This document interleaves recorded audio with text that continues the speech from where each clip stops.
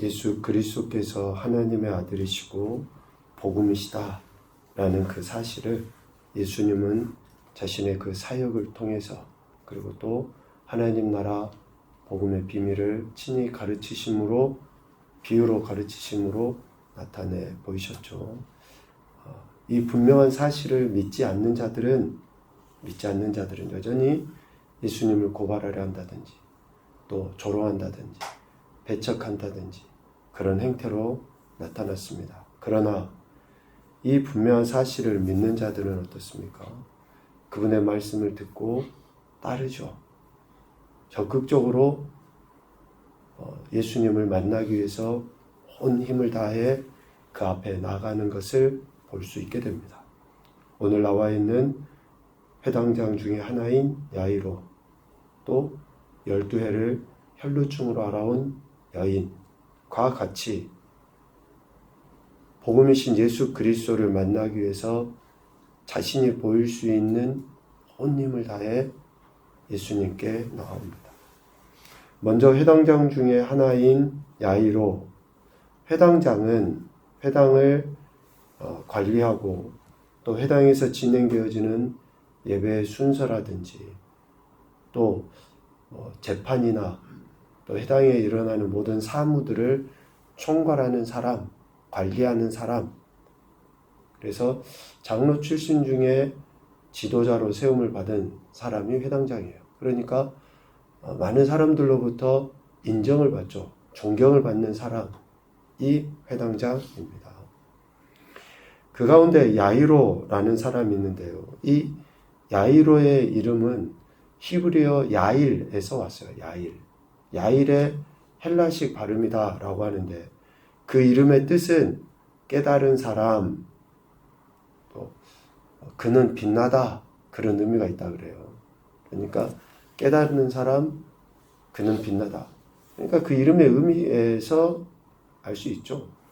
그가 진리를 깨달아 알고 예수님이 어떤 분이신지, 또 그의 삶에서 이런 은혜의 빛을 나타낸 사람, 그런 의미가 있어요. 여간 이 회당장 중에 하나인 야이로가 가지고 있는 문제는 뭡니까?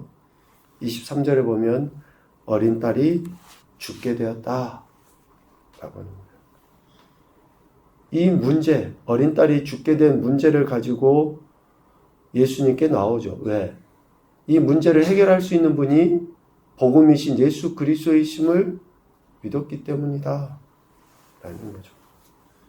복음이신 예수 그리스도가 이 문제를 해결할 수 있는 것을 확신한 거예요. 그래서 23절에 이야기합니다. 간곡히 구하여 이르되 오셔서 그 위에 손을 얹으사 그로 구원을 받아 살게 하소서 라고 이야기해요. 복음이신 예수 그리스도가 자신의 이 문제를 해결할 수 있는 분이라는 것을 확신했기 때문에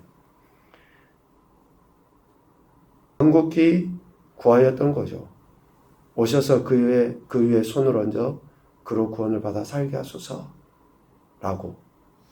여기서 간곡히라는 그 말은 마치 자신이 죽을 위기에 처한 것처럼 필사적으로 거듭해서 간절히 매달렸다라는 거예요. 자기의 문제인 것처럼, 자기가 죽을 것처럼. 그러니까 어린 딸이 죽게 된 그 문제가 마치 자기가 죽는 것과 같은 그러한 그 고통, 그런 아픔에 의해서 간절히 매달린 거죠. 자기의 죽음으로 여겨서 예수님께 고쳐주실 것을 간구하였다라는 거예요. 자, 야이로가 이렇게 간곡하게 구하였다, 간곡하게 간구하였다라고 하는데, 그 간곡하게 간구하였다라고 하는 그 마음을, 간곡함을 뭘로 볼 수 있습니까? 22절에 보면 야이로가 예수님께 나와서 예수님을 보고 발 아래 엎드려 라고 이야기하고 있어요. 그 간곡함을 내가 예수님 만났으면 좋겠다.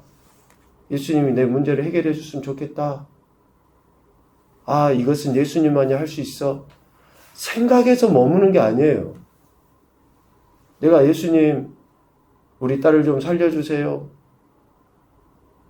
그런 생각으로 그 자리에 머물러 있는 것이 아니라 회당장인 야이로가 모든 사람들로부터 존경을 받는 사람이, 칭송을 듣고 높임을 받는 사람이, 소위 우리가 그러잖아요. 사회적 지위가 있고 체면이 있는데, 사회적 지위가 있고 체면이 있어도 문제가 있으면 그 문제를 해결해 줄 사람 앞에 무릎을 꿇어야죠. 그 문제를 해결해 주실 분이 이분이다라고 확신이 들면 나가야죠. 회당장 야이로가 나가기가 쉬웠겠습니까? 21절에 보면 큰 무리가 예수님에게로 모여들고 있어요. 그 큰 무리는 자신을 아는 사람일 수도 있겠고, 또 예수님을 비난한 사람일 수도 있겠고, 여러 부류의 사람들이 있을 수 있겠죠. 많은 사람들이 있어서 예수님 앞에 쉽게 나가지 못할 그런 상황임에도 불구하고 야이로는 어때요?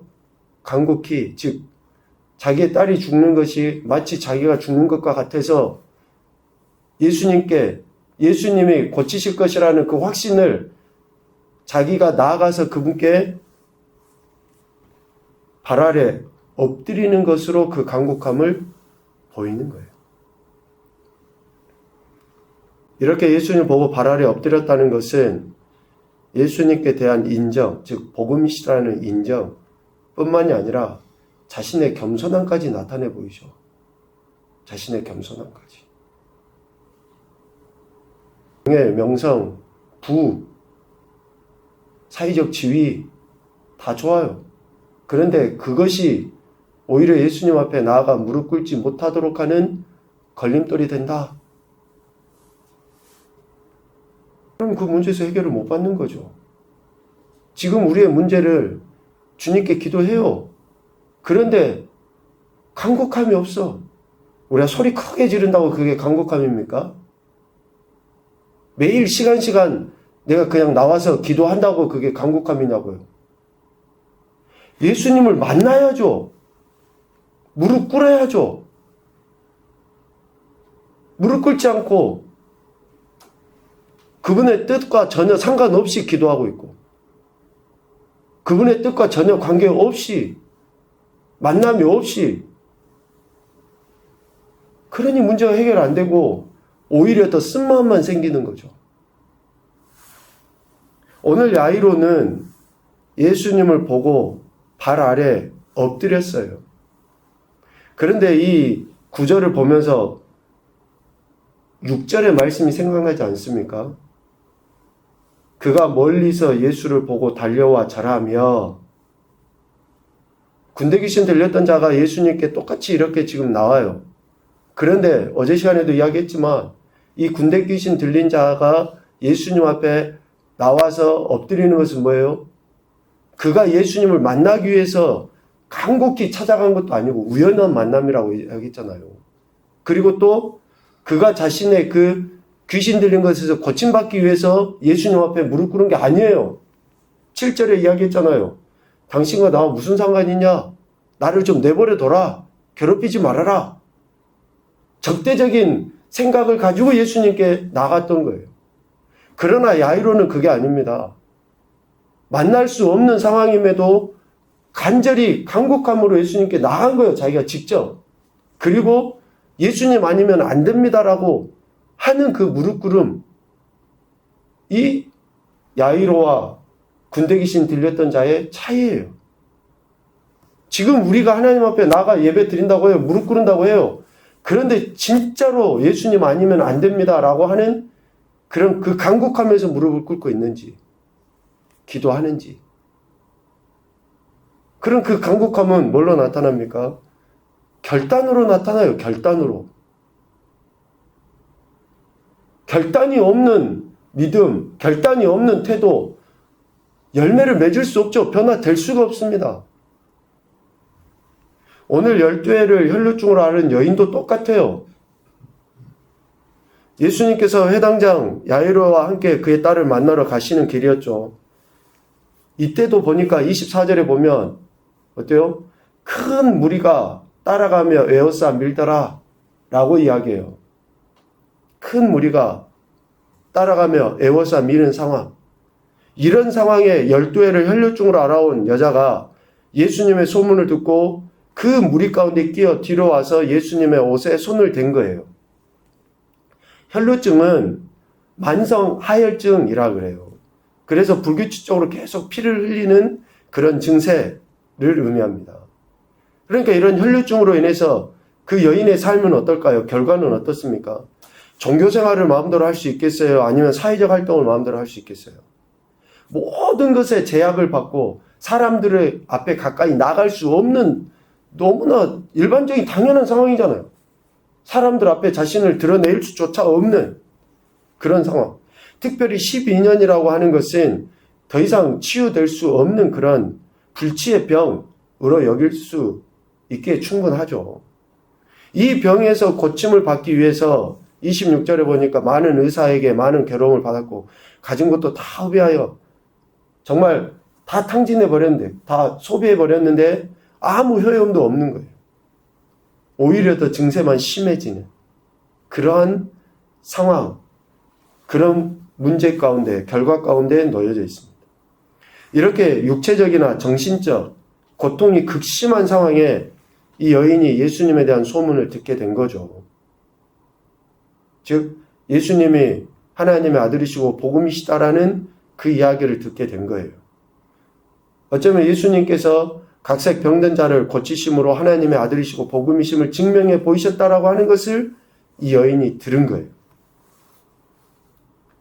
12회를 혈루증으로 앓아온 여자는 현실적으로 도저히 치유될 수 없는 그런 상황이었잖아요. 그런데 예수님이 복음이시라는 그런 소문을 듣고 예수님의 옷에 손을 댄 겁니다.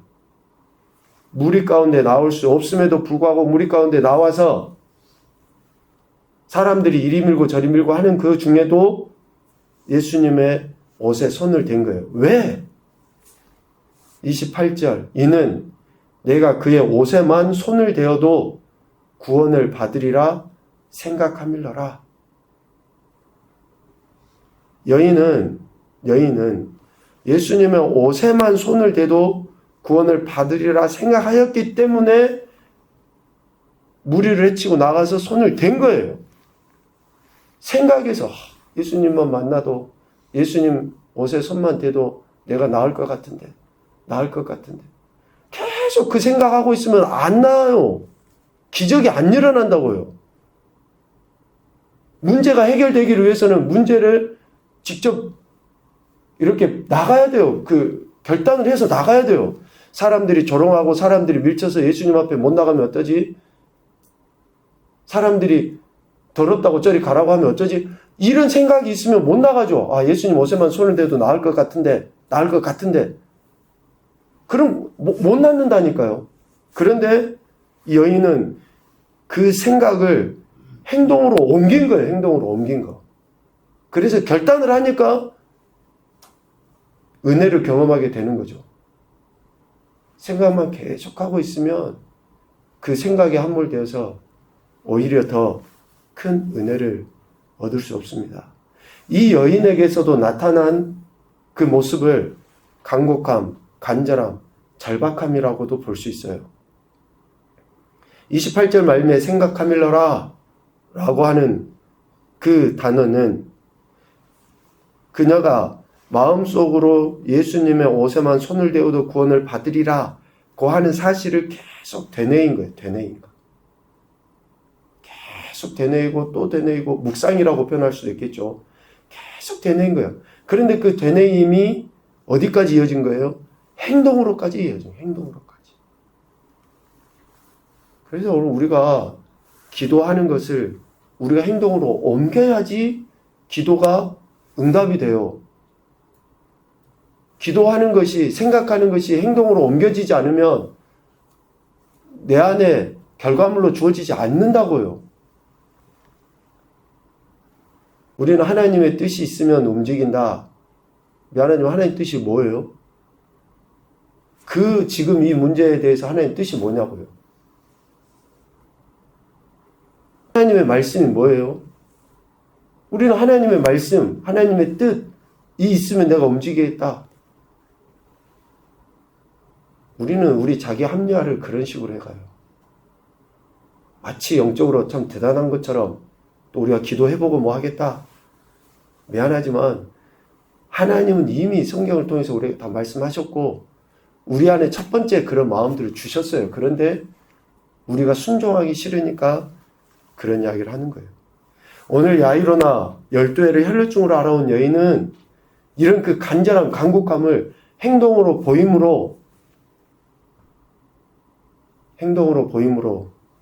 주님께서 주시는 은혜를 경험하게 됩니다. 그래서 이 두 사람의 공통점은 예수 그리스도를 복음으로 믿고 간절한 마음으로 그 앞에 나갔다는 거예요. 만났다는 거예요. 손을 댔다는 거예요. 믿음의 결단을 삶의 태도로 보인 것이 이 두 사람의 공통점입니다. 첫 번째 교훈은 예수 그리스도께서 지금 내 삶의 복음임을 확신하자. 지금 내 삶의 복음이 예수님이셔요. 이미 20년, 30년, 40년 전에 그때 예수님을 처음 만났을 때 그때만 복음이 아니라 지금 이 순간도 예수님이 내 삶의 복음이라는 거죠. 두 번째, 복음이신 예수 그리스도께 나아가 무릎을 꿇어야 한다. 나아가 무릎을 꿇어야 돼요. 만나야 됩니다. 손을 대야 돼요. 행동을 해야 돼요. 그래서 세 번째, 간곡함, 간절함은 결단을 통해 증명되어야 한다. 결단을 통해 증명되어야 돼요. 신앙이 결단입니다. 우리 믿음은 결단이에요. 삶의 변화는 성취는 결단으로 이루어져요. 도전은 저기 앞에 보고 저 사람처럼 살아봤으면 좋겠다가 아니라 한 발자국 움직이는 것이 도전이에요. 움직이지 않고 어떤 열매가 맺히겠습니까? 지금 문제 해결되길 간절히 구합니까, 여러분? 상황이 좋아지길 구하냐고요? 그러면 움직이셔야지 돼요. 그 움직임 가운데 성령님은 역사하셔서 이런 은혜들을 경험하게 하시는 거죠. 오늘도 저와 여러분의 삶에 은혜를 주시고자 하시는 그 하나님의 뜻, 그것은 우리가 움직이는 것을 통해서 주어지게 된 줄로 믿습니다. 이 믿음을 가지고 오늘도 하나님 앞에 나아가 복음이신 예수 그리스도께 무릎 꿇어 영광 올려드리는 겨우 복된 인생 삶이 되시기를 주님의 이름으로 축복합니다. 아멘.